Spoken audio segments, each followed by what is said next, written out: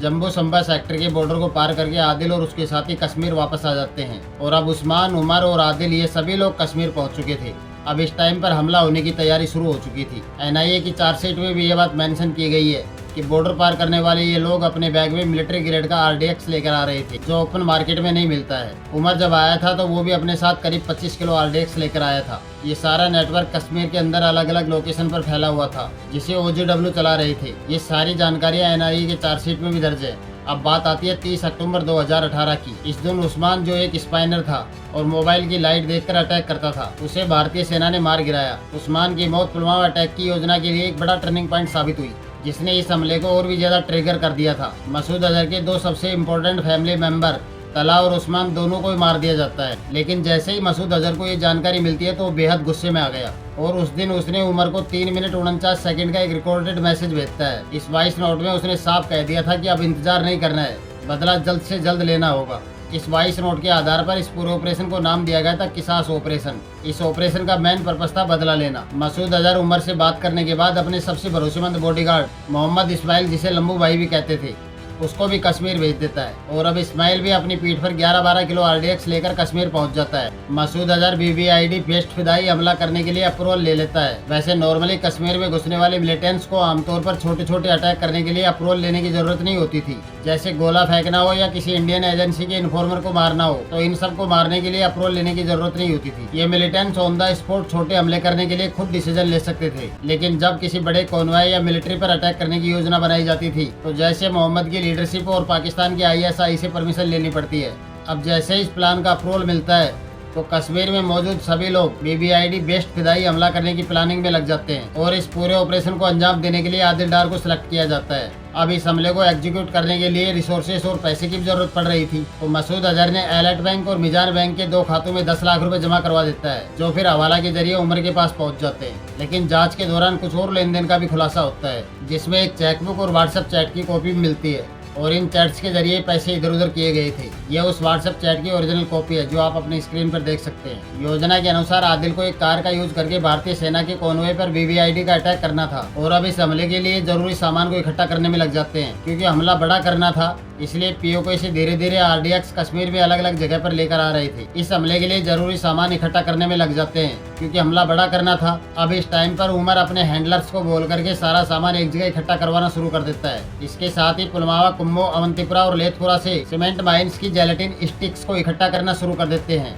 ये स्टिक्स जो एक प्रकार से कमर्शियल एक्सप्लोसिव होती है, जो कि धमाकों के लिए काफी कामगार साबित होती है। लोकल OGW की हेल्प से 5 से 10 किलो की बैच में 500 जेलेटिन स्टिक्स स्मगल करके इकट्ठा कर लेते हैं और इन स्टिक्स पर सुपर पावर 90s लिखा हुआ था। इसके अलावा 30 किलो सिल्वर एल्युमिनियम पाउडर और एक Boeing machine, 80 kilo ammonium nitrate और काकापुरा मार्केट से नीले रंग का एक प्लास्टिक का ड्रम और अमेजोन से अमोनिया भी मंगवा लेते हैं। और जब ये सारा सामान इकट्ठा कर लेते हैं तो अब यहाँ से इनका अगला काम ये डिसाइड करना था कि इसको असेंबल कहाँ किया जाएगा। तो उमर ज्यादातर साकिर के घर पर ही रहता था या फिर कभी कभी इंसा के घर पर जाता था। उमर बम बनाने के लिए साकिर के घर को मैन अड्डा बनाता है, क्योंकि साकिर के घर की छत पर एक स्टोर रूम था और वहीं पर ये लोग सारा सामान इकट्ठा करवाना शुरू कर देते हैं। साकिर, जिसके छत पर ये सब कुछ हो रहा था, उसकी हाईवे पर एक फर्नीचर की दुकान थी, तो उमर ने साकिर को फर्नीचर की दुकान पर बैठा दिया और टास्क दिया जाता है कि हाईवे पर जितने भी आर्मी के कॉन्वॉय आएंगे जाएंगे, उनके हर मूवमेंट को नोटबुक में डेली रिकॉर्ड करना है और हर छोटे से छोटे इन्फॉर्मेशन को आगे पहुँचाना है।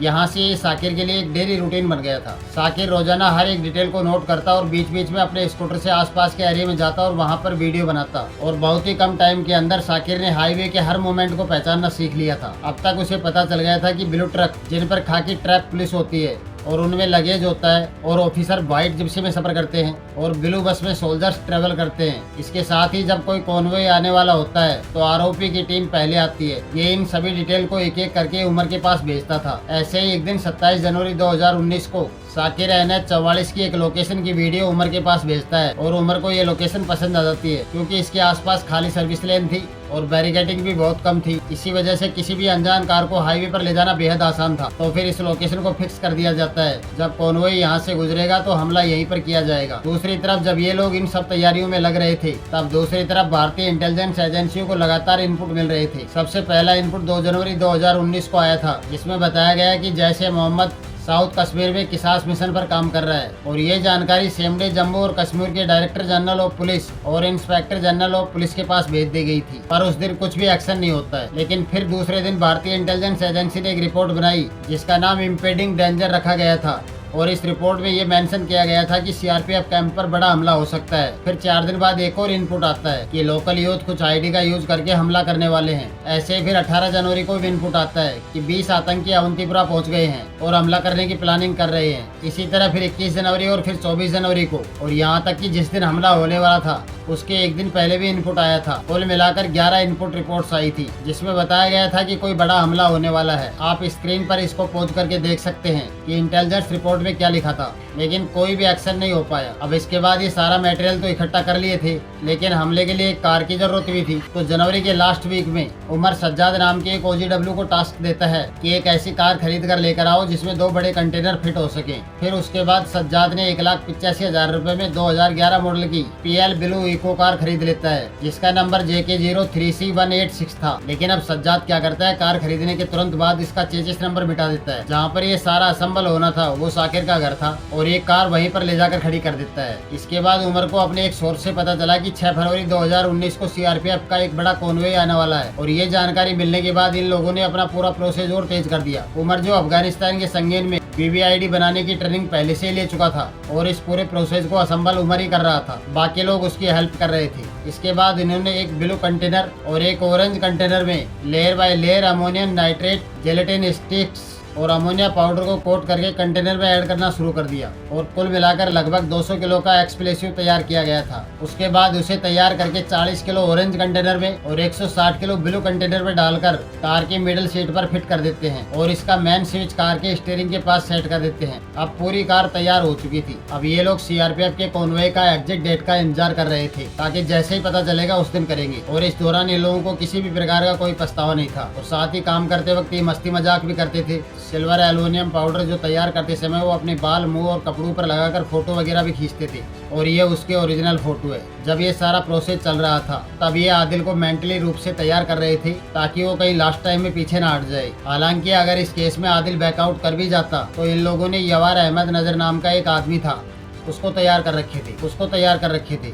इस पूरे ट्रैक को इस तरह से तैयार किया गया था ताकि ये दिखाया जा सके कि कश्मीर का युवा भारत सरकार से परेशान होकर ऐसे काम कर रहा है और इन सब में पाकिस्तान का कोई रोल नहीं है। इसी कारण से इन्होंने पहले ही डिसाइड कर लिया था कि आदिल से एक वीडियो पहले ही बनवा लिया जाएगा जिसे हम हमले के बाद रिलीज कर देंगे और इस प्लानिंग को अंजाम देने के लिए 27 जनवरी 2019 को उमर आदिल को इंसा के घर लेकर आता है। उमर आदिल को एक स्क्रिप्ट देता है और कहता है कि वीडियो बनानी है, तुम इस स्क्रिप्ट को पढ़ करके ऐसे कैसे बोल दो। इसके बाद आदिल को तैयार किया जाता है और उसको M4 राइफल पकड़ा दी जाती है और उसके पीछे जैसे मोहम्मद का बैनर लगा दिया जाता है। इसके बाद वीडियो बनाने का प्रोसेस शुरू होता है। ये वो इमेज है, इसकी पूरी वीडियो आपको यूट्यूब पर मिल जाएगी। लेकिन वीडियो बनाते समय एक प्रॉब्लम आ जाती है क्योंकि आदिल से वीडियो की स्क्रिप्ट बोली नहीं जा रही थी और काफी रीटेक होने के बाद भी जब आदिल नहीं बोल पाता है तो ये लोग क्या करते हैं, आदिल को वैसे ही कैमरे के सामने खड़ा कर देते हैं और वो सिर्फ लिपसिंग कर रहा था और वीडियो में वॉइस ओवर किसी और का लगा देते हैं, लेकिन शब्द किसी और के थे। ये सब कैमरे के सामने चल रहा था। सेम टाइम पर दूसरी तरफ सोल्जर्स अपनी छुट्टियों से लौटकर ट्रांजिट कैंप पे इकट्ठा हो रहे थे और ये कैंप उनके लिए अस्थायी होते हैं और इसके बाद जवान अपने अपनी पोस्टिंग पर जाने के लिए कॉन्वॉय का इंतजार करते हैं जम्मू ट्रांजिट कैंप में, जो कि जम्मू रेलवे स्टेशन के पीछे पड़ता है। छुट्टियों से लौटने वाले सीआरपीएफ के जवानों के लिए अस्थायी जगह थी। यहाँ छुट्टियों से वापस आकर जवान इकट्ठा हो रहे थे और फिर डिसाइड हुआ कि फरवरी के फर्स्ट वीक में उनके एक कॉन्वॉय को NH44 के रास्ते से श्रीनगर भेज दिया जाएगा। ये ट्रांजिट कैंप था जहाँ पर सोल्जर इकट्ठे हो रहे थे और इस ट्रांजिट कैंप की कैपेसिटी 1000 सोल्जर्स की थी, लेकिन यहाँ पर जवानों को रोका हुआ था। इसके पीछे कई कारण थे। एक तो इंटेलिजेंस रिपोर्ट आ रही थी कि कॉन्वॉय पर हमला हो सकता है। दूसरा, इस टाइम पर कुछ सेंसिटिव डेट्स आ रही थी, जैसे 5 फरवरी को कश्मीर डे मनाया जा रहा था, 9 और 11 को मकबूल भट्ट और अजमल गुरु की डेथ एनिवर्सरी आ रही थी। ये डेट्स बहुत ज्यादा सेंसिटिव थी।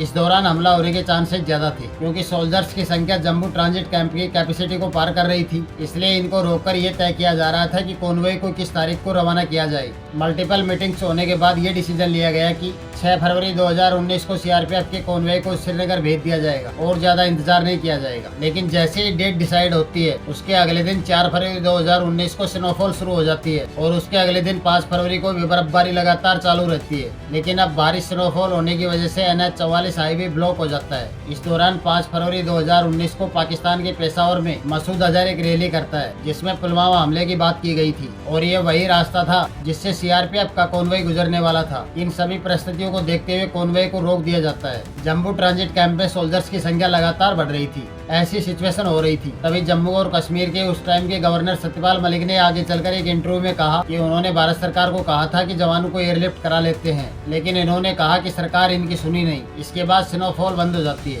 13 फरवरी 2019 को नेशनल हाईवे 44 को साफ करवा दिया जाता है और डेट फिक्स कर दी जाती है और अब कोई ऑप्शन नहीं बचता। तो ये डिसाइड किया जाता है कि 14 फरवरी को सीआरपीएफ का कॉन्वॉय जम्मू ट्रांजिट कैंप से रवाना होगा। जब ये सब हो जाता है तो सेम डे यही जानकारी 13 फरवरी 2019 को सीआरपीएफ की यूनिट को भी दे दी जाती है, जिसमें बताया गया है कि अगले दिन सुबह 3:23 पर कॉन्वॉय को निकलना है। इस कॉन्वॉय में 78 बसें थी जिसमें 2547 सीआरपीएफ के सोल्जर्स थे जिनको NH 44 के जरिए 271 किलोमीटर का लंबा सफर तय करना था। आमतौर पर जो कॉन्वॉय होते हैं वो इतने बड़े नहीं होते हैं, लेकिन लंबे इंतजार और बढ़ती भीड़ के कारण इस बड़े कॉन्वॉय को परमिशन मिल जाती है। इसके अगले दिन यानी 14 फरवरी 2019 की सुबह 3:30 बजे सीआरपीएफ की बसें और 15 ट्रक, ITBP की 2 बस, एक स्पेयर बस, रिकवरी वैन, एम्बुलेंस और सबसे पीछे इस कॉन्वॉय के हेड और असिस्टेंट कमांडेंट अपनी सफेद जिप्सी में रवाना होने के लिए तैयार हो रहे थे। इस कॉन्वॉय को निकलने से जस्ट पहले 2 बातें होती हैं। इस कॉन्वॉय की बस नंबर 5 जो ब्लू कलर की थी और जिसका नंबर था HR 49FF0637, उसको हेड कांस्टेबल कृपाल सिंह चला रहे थे।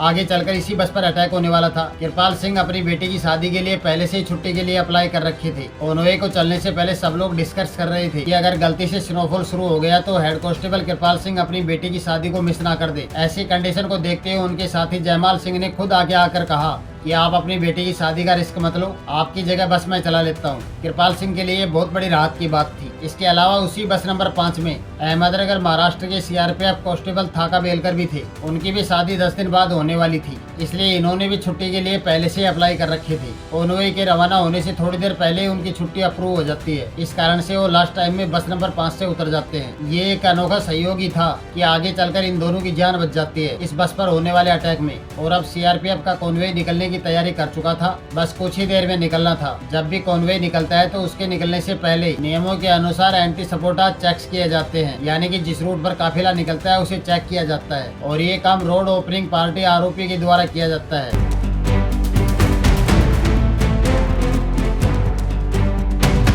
दरअसल इसमें होता क्या है, कॉन्वॉय के चलने से पहले इस रोड पर कुछ सोल्जर्स पहले भेजे जाते हैं। अब आगे आरोपी का काम होता है कॉन्वॉय के रूट को पूरी तरह से चेक करना और सुनिश्चित करना कि कहीं कोई प्रॉब्लम तो नहीं है। जब आरोपी पूरी तरह से रूट को सिक्योर कर देती है तब कॉन्वॉय को आगे बढ़ने की परमिशन मिलती है। इस स्पेशल कॉन्वॉय के लिए आरोपी की टीम ने NH 44 हाईवे के 10 किलोमीटर के हिस्से में 262 माइलस्टोन से 272 माइलस्टोन तक चेक करना था। तो आरोपी की टीम इस रूट को चेक करके 10 पॉइंट्स पर अपनी पोजीशन ले लेती है। इसमें एक पॉइंट था लाडू मोड़ के पास 272 माइलस्टोन पर। असिस्टेंट सब इंस्पेक्टर मोहनलाल और उनकी टीम को सुबह 7:15 पर डिप्लॉय कर दिया गया था ताकि किसी भी प्रकार की सेंसिटिव एक्टिविटी होती है तो तुरंत एक्शन लिया जा सके। अब इस टाइम पर इधर तो ये सब चल रहा था, दूसरी तरफ उमर पूरी तरह से तैयार था और इंतजार कर रहा था कि कब सीआरपीएफ का कॉन्वॉय NH 44 पर आएगा। दूसरी तरफ साकिर बशीर जो NH 44 पर अपनी फर्नीचर की दुकान से रेकी कर रहा था, उसने देखा कि आरोपी का डिप्लॉयमेंट हो रहा है। साकिर तुरंत समझ जाता है कि आज कॉन्वॉय आने वाला है और ये जानकारी मिलते ही साकिर ने उमर को वहीं से फोन करके बता दिया कि तुम तैयार हो जाओ। उमर और उसके सारे लोग तुरंत एक्टिव हो जाते हैं। इधर अब कॉन्वॉय निकलना शुरू करता है और थोड़ी देर बाद श्यामा प्रसाद मुखर्जी टनल को क्रॉस करके पीरा पहुंच जाता है। अब तक कोई परेशानी नहीं थी। इससे पहले पीरा के इस एरिया में ये वो जगह थी जहाँ पर कॉन्वॉय लंच के लिए रुकते थे, लेकिन इतने इंटेलिजेंस इनपुट आने के कारण इस एरिया को प्रोन एरिया मानते हुए लंच के लिए यहाँ रुकने के लिए परमिशन नहीं दी जाती है। लेकिन साल 2003 में जम्मू कश्मीर की सरकार ने इसका जमकर विरोध करती है। जब ये कॉन्वॉय आगे बढ़ रहा था तो इसके साथ साथ लोकल ट्रैफिक भी चल रहा था। पहले कॉन्वॉय के टाइम पर लोकल ट्रैफिक को सुरक्षा कारणों से परमिशन नहीं दी जाती थी, लेकिन साल 2003 में जम्मू कश्मीर सरकार इसका जमकर विरोध करती है क्योंकि कॉन्वॉय की वजह से पूरी सड़क का ट्रैफिक जाम हो जाता था। फिर कुछ टाइम बाद इस नियम को बदल दिया जाता है। अब इस टाइम पर कॉन्वॉय के साथ साथ लोकल ट्रैफिक भी चल रहा था। उस टाइम हमारे जवानों की जान से भी ज्यादा महत्व दिया गया था कि लोकल लोग ट्रैफिक की वजह से कहीं लेट ना हो जाए, और ये उस टाइम की जम्मू कश्मीर सरकार के कारनामे हैं। इसके बाद कॉन्वॉय 2.2 हाईवे से लेफ्ट मुड़कर सिक्योर तरीके से कांजीगुड़ा ट्रांजिट कैंप पहुंच जाता है। यहाँ तक सब नॉर्मल था, अभी तक कोई परेशान नहीं थी। कांजीगुट ट्रांजिट कैंप पहुंचने के बाद जिन सीआरपीएफ के जवानों की पोस्टिंग अनंतनाग, कुलगाम और शोपियान के एरिया में थी, वो सोल्जर वहीं पर उतर जाते हैं। अब इसके बाद बाकी का जो कॉन्वे था, उसके बाद उनको आगे जाना था, लेकिन जिस रास्ते से उनको जाना था वो बहुत ही सेंसिटिव और खतरनाक एरिया था। ये एरिया हमेशा से ही आतंकवाद का मेन सेंटर रहा है। इतिहास उठाकर देख लो, कॉन्वे पर सबसे ज्यादा हमला इसी एरिया में हुए थे। ऐसे हालात को ध्यान में रखते हुए एक नियम बनाया गया था कि जब भी कॉन्वे इस एरिया से निकलेगा तो केवल सेमी बुलेट प्रूफ बसों का यूज होगा, इसके बिना कॉन्वे यहाँ से नहीं जाएगा। लेकिन इस टाइम पर प्रॉब्लम ये थी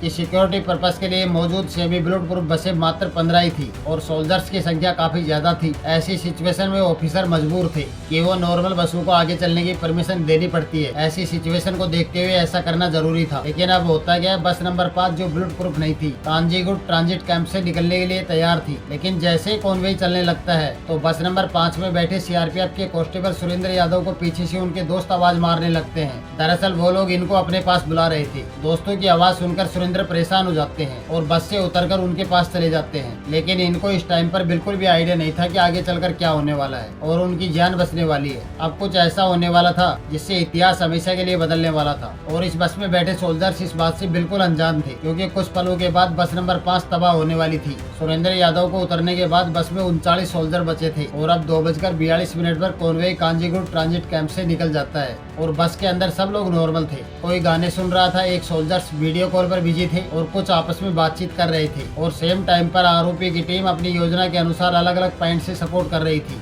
और ये टीम हाईवे पर दोनों साइडों में अलर्ट पर खड़ी थी और अब कॉन्वे लगातार आगे बढ़ रहा था। अब दूसरी तरफ उमर ने आदिल को साकिर के साथ वाली कार में बैठाकर भेज देता है, लेकिन कार थोड़ी दूर चली थी कि हाजीबल ब्रिज आ जाता है। यहाँ पर साकिर आदिल से गले मिलता है और आदिल अपनी घड़ी उतारकर साकिर को दे देता है।